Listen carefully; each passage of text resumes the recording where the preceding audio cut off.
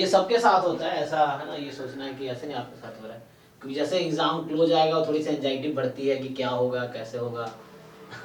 लेकिन बस कुछ नहीं, आप जो कर सकते हैं वो करते जाइए, और बस पॉजिटिव अपने आप को रखिए, मतलब होपफुल रहिए। वो नहीं होना है कि पहले रिजल्ट का नहीं सोचना, आप जितना कर सकते हैं कीजिए। और ये बहुत मुश्किल एग्ज़ाम भी नहीं है, बहुत ज़्यादा कंपटीशन भी नहीं है। आप लोग चूँकि तैयारी कर रहे हैं तो आप लोग का रैंक अच्छा ही आएगा, ये है। क्योंकि इसमें बहुत सारे ऐसे बच्चे जो बहुत, आप देख रहे होंगे, हालांकि भीड़ है, हमारे पास से 400 बच्चे हैं अराउंड, फिर बाकी जगह भी होंगे, ऐसे कई सारी कोचिंग्स हैं, तो वैसे है। लेकिन फिर भी जो बच्चा थोड़ा ठीक ठाक है, अच्छा रैंक आ जाता है। और थोड़ी दिक्कत जनरल वालों के है, बाकी तो ओबीसी में अराउंड 200 रैंक तक कहीं ना कहीं आपको मिल जाएगा एडमिशन, आईआईटी कानपुर बॉम्बे, या बॉम्बे कानपुर, या है ना NIT सब मिल जाता है 200 रैंक तक। और मुश्किल नहीं है, बस तैयारी करते रहिए, बस डरना नहीं है। जो होगा देखा जाएगा, बस अपने तरफ से जो हो सकता है वो करना है, बस यही है।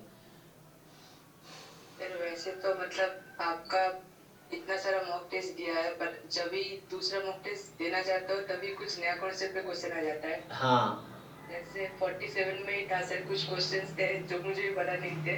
क्वेश्चन मतलब सॉल्व कर, मतलब एग्जाम देने के बाद फिर बैठा तो कुछ हुआ तो कुछ नहीं हुआ, ऐसा हो रहा है सर। हाँ हाँ, सर कोई ऐसा है कि आउट ऑफ सिलेबस है कोई क्वेश्चन। हाँ ऐसा हो सकता है देखो। और ऐसे जरूरी नहीं कि आपको सब कुछ आ जाएगा इतना मॉक टेस्ट से। मुझे भी बहुत सब कुछ नहीं आता ना, बहुत सारे क्वेश्चन ऐसे हैं जहाँ पे मुझे सोचना पड़ता है या मुझे नहीं आता है, तो कोई दिक्कत नहीं है। हमें परफेक्ट नहीं होना है, हमें कोशिश करना, ज़्यादा सीखना है।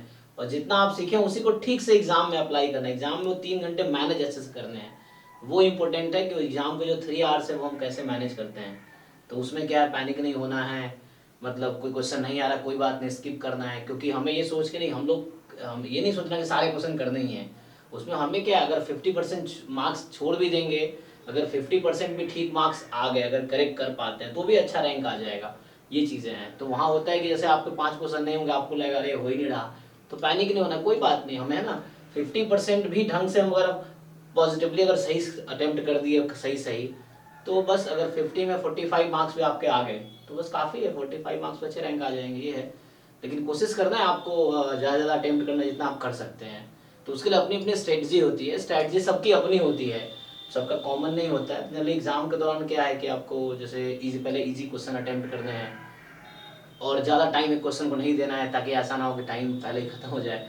तो आपको पहले पूरा पेपर एक बार अटेम्प्ट करना है, ज़्यादा टाइम नहीं देना है क्वेश्चन को, इस तरह से है। तो टेस्ट दौरान आपको समझ आता होगा कि जैसे कई बार है आप 40 तक पहुँचे, टाइम खत्म हो गया, तो अगले 20 क्वेश्चन में पता ही नहीं चलेगा क्या है। तो इसीलिए है कि आपको एक एक करके सारे क्वेश्चन अटेम्प्ट करने, फिर सेकेंड अटेम्प्ट में जो लेंथी क्वेश्चन था उसको अटेम्प्ट करना है, इस तरीके से है।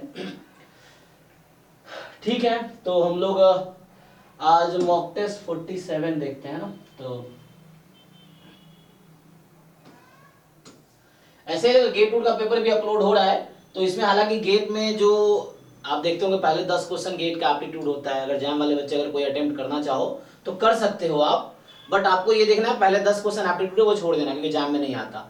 फिर इनसाइड जब आप करोगे अगले 55 क्वेश्चन, उसमें भी 55 क्वेश्चन में जो है ना, जो कि 85 मार्क्स का है, 50 मार्क्स का एप्टीट्यूड होता है, उस 85 मार्क्स में से अराउंड 60 to 70 मार्क्स के जो क्वेश्चन है वो जैम सिलेबस के हैं। बाकी अराउंड जो 20-25 मार्क्स के हैं, मतलब 70 मार्क्स अगर मैक्सिमम लगा लो, तो जो 15-20 नंबर के क्वेश्चन है वो आउट ऑफ जैम सिलेबस है। तो पढ़ के आपको समझ आ जाएगा। तो आप गेट के पीवाईक्यू भी देख सकते हैं अगर चाहे तो इसके थ्रू ही। अब जैसे ये है ना, ये सब जैसे गेट 2021 का अपलोड हुआ है, गेट 2020 का है, 2019 का है, तो ये सब भी आप अटेम्प्ट कर सकते हैं चाहे तो। बस वो क्वेश्चन छोड़ दो सिलेबस का नहीं है, सिलेबस आपके पास है ही जैम का। चूंकि 1 साल से आप लोग प्रिपरेशन कर रहे हैं तो आप लोग को आइडिया है कौन सा टॉपिक है कौन सा नहीं है। मेनली जो नहीं है वो स्टोकेस्टिक प्रोसेस हो गया, मल्टीवेरिएट एनालिसिस हो गया, रिग्रेशन एनालिसिस है। रिग्रेशन में कॉमन है बस सिंपल लीनियर रिग्रेशन, वो जैम में भी थोड़ा सा है और गेट में बहुत डिटेल में है। तो रिग्रेशन का बस सिंपल लीनियर रिग्रेशन और लिस्ट स्क्वायर एस्टिमेशन जैम में है बस। और वो regression line x on y and y on x, उसके बारे में आप देख लेना कि वो regression coefficient x on y, regression coefficient y on x, फिर उसके बीच का जो कोरिलेशन कोएफिशिएंट है, तो इसके बीच का रिलेशन, फिर उसका एस्टिमेटर, ये है जैम में। और गेट में बहुत डिटेल में है तो वो छोड़ना है। फिर गेट में जैसे लास्ट टॉपिक है वहाँ पे 4 टॉपिक एक्स्ट्रा है ना, regression, multivariate, stochastic, non parametric statistics, तो नॉन पैरामीट्रिक एस्टिमेशन, तो ये 4 टॉपिक एक्स्ट्रा है।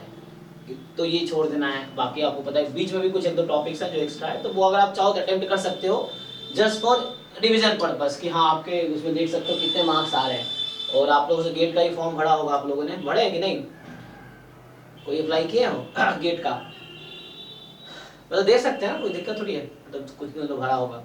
तो जैम गेट का सेम ही है, हालांकि गेट का बेनिफिट आप लोगों को नहीं मिलेगा अभी, अगर अभी भी क्वालिफाई करोगे तो बेनिफिट 2 साल बाद ही मिलेगा, क्योंकि गेट की एलिजिबिलिटी आप सब लोग एलिजिबल हैं, लेकिन गेट एक्चुअली मास्टर लेवल का एग्जाम है, मतलब कोई यूज कर पाएगा एमएससी के बाद ही, तो एमएससी के पहले कोई गेट यूज कर नहीं सकता, क्योंकि गेट का बेनिफिट क्या है, 3 बेनिफिट है।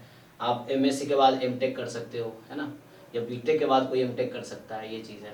तो एमएससी के बाद एमटेक कर सकते हो, या पीएचडी कर सकते हो, या फिर जॉब, ये 3 ही अपॉर्चुनिटी गेट की है मेनली, या तो एमटेक या पीएचडी या जॉब गेट के स्कोर को यूज़ करके, तो वो चीज़ें हैं। तो ये भी आप कर पाएंगे जब एमएससी आप कर लेंगे तभी, लेकिन अभी जो लोग एग्जाम देंगे तो उससे बेनिफिट है, एटलीस्ट पता चल जाएगा कि हाँ गेट में क्या आता है, कैसे आता है, दोबारा अगले साल दे सकते हो, उसके अगले साल भी दे सकते हो। तो एक बार आप क्वालिफाई कर लेते हो तो आगे कॉन्फिडेंस रहता है ना कि अब फ्यूचर में एग्जाम देंगे तो हो ही जाएगा और अच्छा ही रैंक आएगा आपका। तो ये चीज़ें हैं, तो गेट का थोड़ा ये बेनिफिट है। तो मतलब अटेम्प्ट करने के लिए ये सब भी आप अटेम्प्ट कर सकते हो कि और इसमें वो क्वेश्चन छोड़ देना जो जैम वाले लोग हैं स्पेशली, वो छोड़ दो। और पीवाईक्यू जैम का भी अपलोड हो रहा है, जैम का 22 तक अपलोड हो ही गया है, जैसे 2022 का पेपर है, 22, 20, 19, 21 का अपलोड हो चुका है, 23 का भी आजकल में अपलोड हो जाएगा। तो उसको भी रिवीजन के लिए आप देख सकते हो क्या आ रहा है, ऐसा कोई कॉन्सेप्ट तो नहीं जो अभी भी नहीं आ रहा है इस तरह से, ठीक है। चलिए हम लोग आज मॉक टेस्ट 47 करना है ना, तो 47